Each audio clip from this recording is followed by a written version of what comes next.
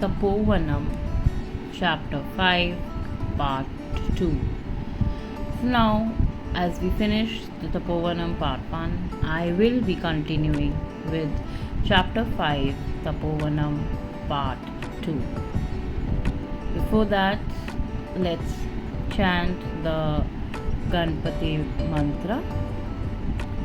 Om Gananaan Tva Ganpatigum Havamahe Kavim Kavinamupamashravastamam Jyeshthārajam Brahmanam Brahmaspathanas Shunvanno Divisidhasadanam Prano Devi Saraswati Vajebhivajnivati Dhinam Vidravatu Ganeshaya Namaha Saraswatyai Namaha Shri Gurubhyo Namaha Harihi Om Om Shanti Shanti Shanti समस्तलोकाः सुखिनो भवन्तु समस्तलोकाः सुखिनो भवन्तु समस्तलोकाः सुखिनो भवन्तु. There is another ancient place of worship which received similar grace and reinfusion of spiritual efficacy at the divine hands of Bhagwan. This time it was a trip to Varanasi on 2nd April 1961. Swami's parents and Sri Burgula Ramkrishna Rao, the governor of Uttar Pradesh, also accompanied him. On nearing the lingam of Lord Vishweshwara, Baba produced Kailasha Vibhuti in his usual way and applied it on the lingam's face in 3 broad bands. He also materialized sandalwood paste and used it to decorate the lingam with a broader circular dot in the center of the Vibhuti bands. Then he created a golden ornament resplendent with 3 circles of glittering diamonds, rubies, and emeralds. He placed it in the midst of the dot of sandalwood paste. In the wink of an eye, the piece remained stuck there firmly. Lord Vishwanatha, the Lord of Varanasi, looked all the more glorious. On the invitation of Rajmata, Maharani of Jamnagar, Baba visited the Somnath temple in Gujarat. Soma means Sa plus Uma, that is Lord Shiva, together with his consort Uma, also known as Parvati. It is well known in history that King Muhammad of Ghazni invaded India several times. He ransacked this rich temple time and again and carried away huge hoards of jewelry of gold and diamond. On the last raid, he uprooted the majestic Shiva Lingam and looted the large quantities of precious stones embedded underneath the deity. In place of the original lingam thus desecrated, the temple priests installed a new stone lingam and ever since carried on the prescribed sacred services to the newly anointed deity. Digvijay Sahib, the Maharaja of Jamnagar, was keen to restore the temple to its pristine glory. It entailed expense of enormous labor as well as resources. Despite these problems, he persisted with his mission and finally crowned the beauty of the temple by erecting a mighty tower. Named Digvijay Gopuram Temple Tower, it was inaugurated by Bhagwan Sai Baba. Entering the sanctum sanctorum of the temple, he materialized golden bilva leaves. Bilva leaves are considered to be particularly dear to Lord Shiva and showered them to the 4 feet high lingam as abhishekam. By his divine will, he brought out the lingam into his hands and showed it to the gathering. It was shimmering bright like lightning. After revitalizing it with his divine touch, he did not return it to its original invisible abode as he had done in Badrinath. Instead, he declared, "From now on, this temple shall remain free from any attack. No despoiler from any quarter shall lay his evil eye on this temple. There is no danger to it anymore. I am therefore making this lingam freely available for public darshan and worship by devotees. He then materialized a silver pitham and installed the lingam thereon. During that trip, Baba and his attendant reached Dwarka, the abode of Lord Krishna. Swami made his way into the temple precincts and sanctified them with the touch of his divine feet. Lord Krishna of the present age gave darshan to the thousands of people gathered. He then proceeded to the seashore, followed by devotees, asking them to sit around him on the sands. He made a small mold of sand, inserted his hand into it, and pulled out a golden figurine of Lord Krishna. This wondrous event had made the Dwarka temple replete with divine potency. Another ancient temple that attained spiritual rejuvenation at the divine touch of Sri Satya Sai Baba is the temple of Lord Mallikarjuna in Sri Sailam in Andhra Pradesh. Bhagwan visited this temple on 5th January 1963. As at the Somnath temple, here too Baba entered the sanctum sanctorum, produced golden bilva leaves and golden tummi flowers, and showered them on Lord Mallikarjuna in Abhishekam. On 13 June 1965, Baba visited Pandharpur in Maharashtra, where Lord Krishna is worshipped as Pandharpur or Panduranga Vitthal. As he entered the inner sanctum and had darshan of Lord Panduranga and his consort Rukmini Devi, he created an opal gem-set necklace and adorned the neck of the goddess. These are occasions when Bhagwan Sri Satya Sai Baba visited important places of worship and recharged and vitalized the spiritual potency of the presiding deity. Every temple is, after all, the sacred abode of Swami himself. Human body is but the seat of God. It is a temple in itself. The possessor of the human body is truly God. Every human being should ponder over the inner meaning and significance of the form and structure of the temple. Resurrection of Vedic Dharma. A few months after returning from Badrinath, Bhagwan decided that the yajna should be performed at Prashanti Nilayam. At his instructions, several Vedic scholars from northern India and also the areas of Konsima in Andhra Pradesh gathered at Puttaparthi. Baba gave directions for the performance of the yajna strictly in accordance with Vedic structures. Baba announced, as a part of the mission of my incarnation, I am laying the foundation of the proper care of the cow and the Brahmin for the sustenance of the Vedas and through them for the resuscitation of Vedic Dharma itself. The planned yajna, for which hectic preparations were soon underway, was named Veda Purusha Saptaha Jnana Yajna. The proceedings were spread over 7 days, Saptaha, synchronizing with the Dashera festivals in October 1961. Veda Purusha, the presiding deity, was Baba himself. Distinguished scholars of the Vedas and the Vedic rituals were in charge of the various activities.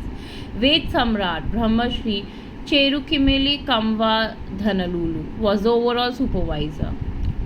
Amanaya Artha Vachaspati Brahmi Shri Uppuluri Ganpati Shastri was to preside over the seminar meetings to be held on Vedas and other spiritual theological subjects. Eminent scholars and Ghanpatis Shri Bulsusopama Shastri, Shri Kadiyala Sitharama Shastri, Shri Kuppa Vairagi Shastri, Shri Vemarala Suryanarayan Shastri, Shri Kompela Amanna Shastri, and Shri Hotha Venkatrama Shastri participated in that glorious ritual. It was truly a galaxy of the brightest hue in the firmament of Vedic Dharma.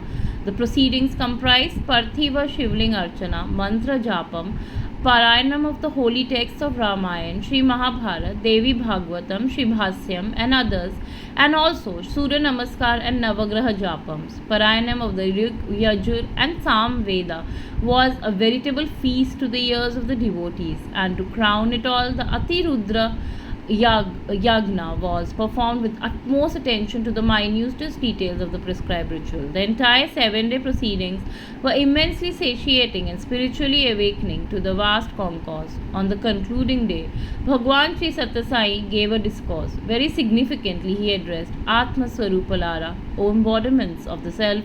The purpose of my incarnation is to establish Dharma and thereby secure peace, equanimity, and happiness to all people in every land. My sankalp knows no going back. Nobody can resist the onward march of my mission. It is bound to triumph. This is certain, absolutely certain. In my earlier incarnation, I had made it clear that any and every yajna performed for fulfilling narrow personal desire doesn't result in well-being. Only Jnan Yajna, which aims at promotion of universal well-being, is the best yajna.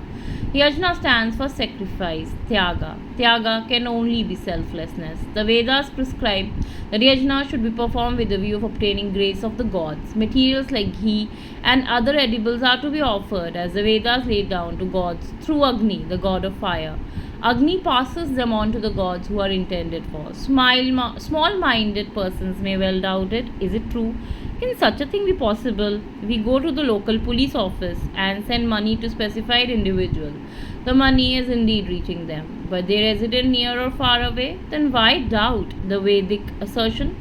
The gods are pleased and satisfied and give us timely rain. Crops flourish and give us food. Food gives life and sustain it. This yajna is at the very root of universal well-being. Yajna originates in karma. Karma takes its birth from Brahma.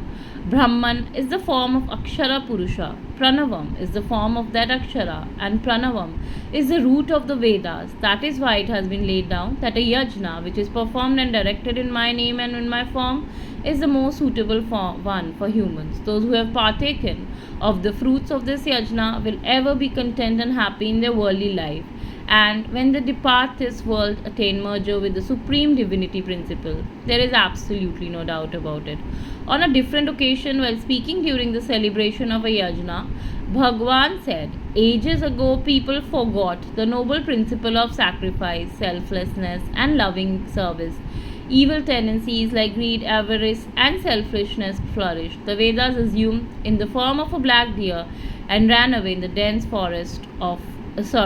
reaches of a forest. The great rishis and Vedic scholars went in search of it, but all their efforts failed. They could retrieve only its skin. In remembrance of that incident, while performing yajna as prescribed in the Vedas, the Ritviks, priests engage in offering oblations to the accompaniments of incantation.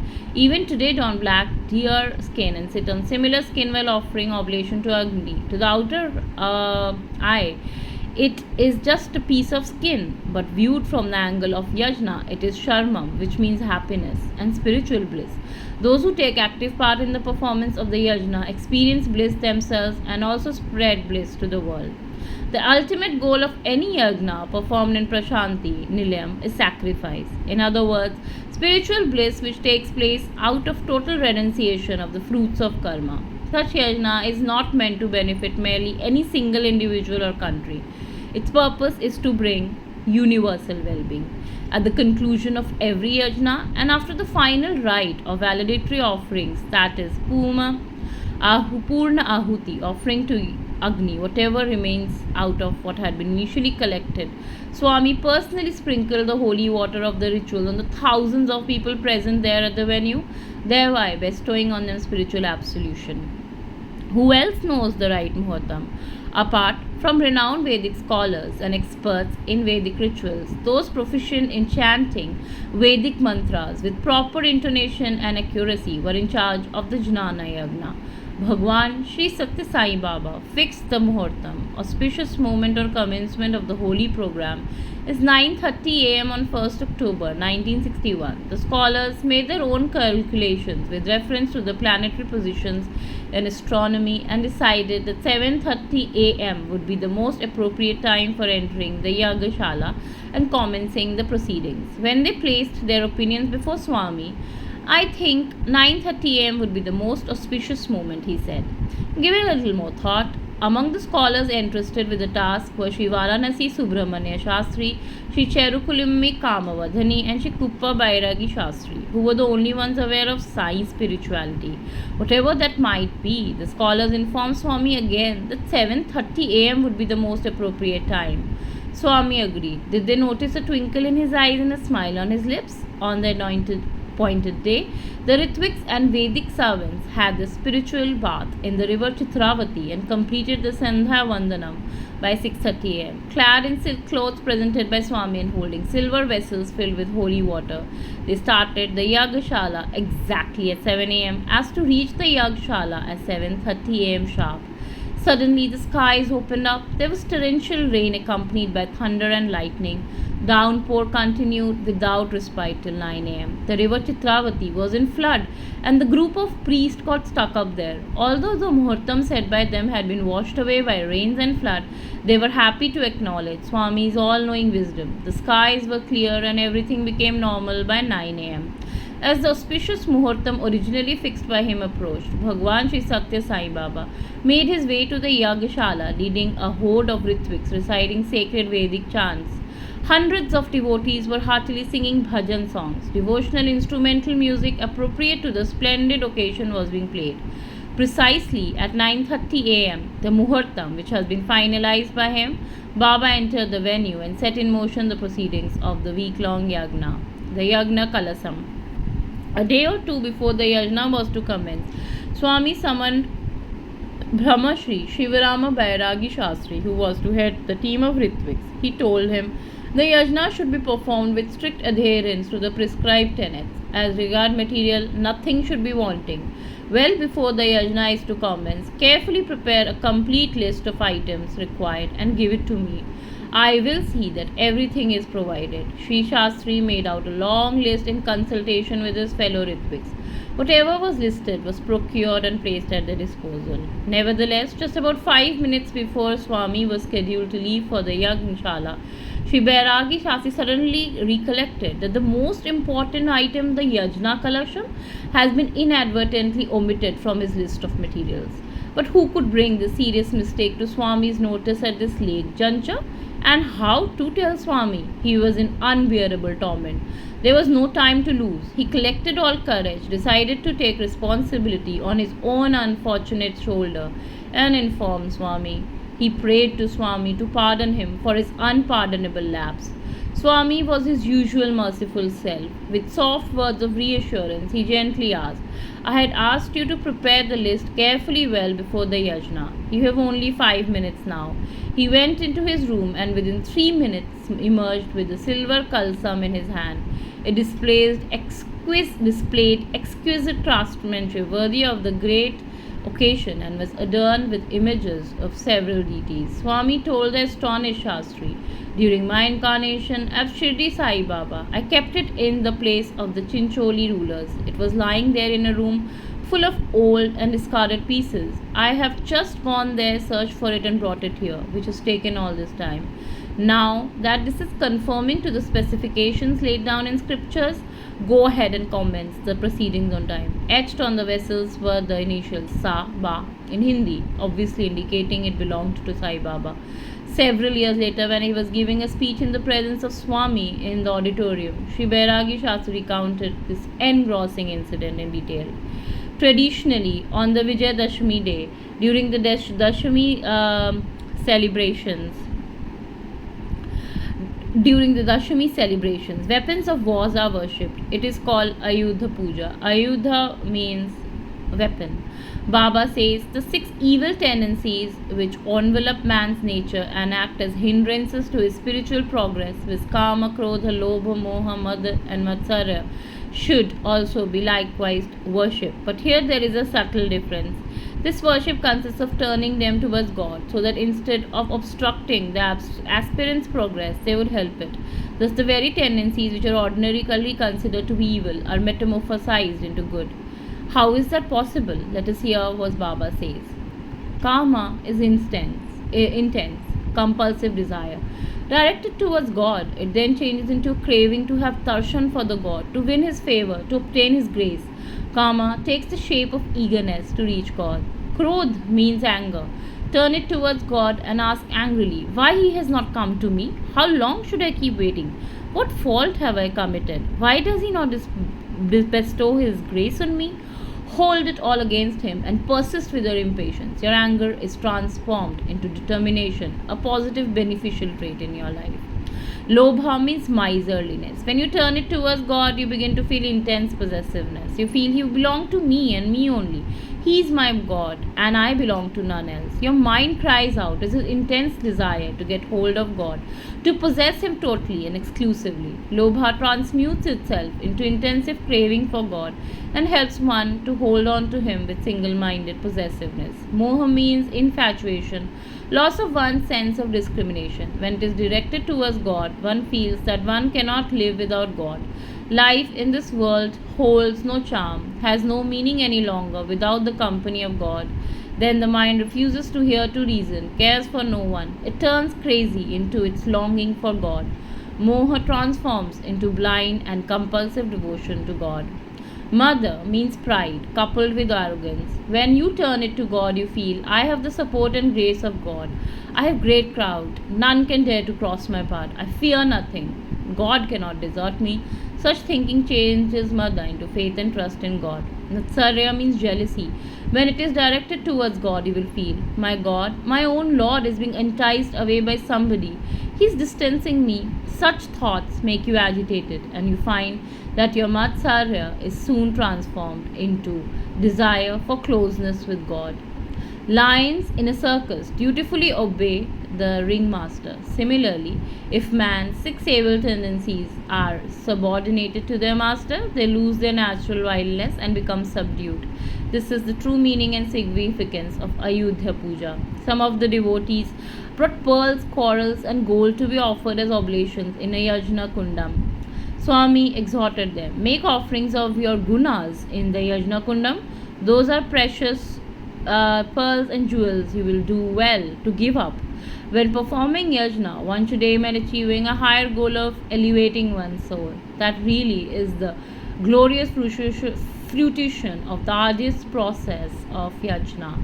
Om Shri Satya Sai Parabrahmane Namaha. Shanti, Shanti, Shanti.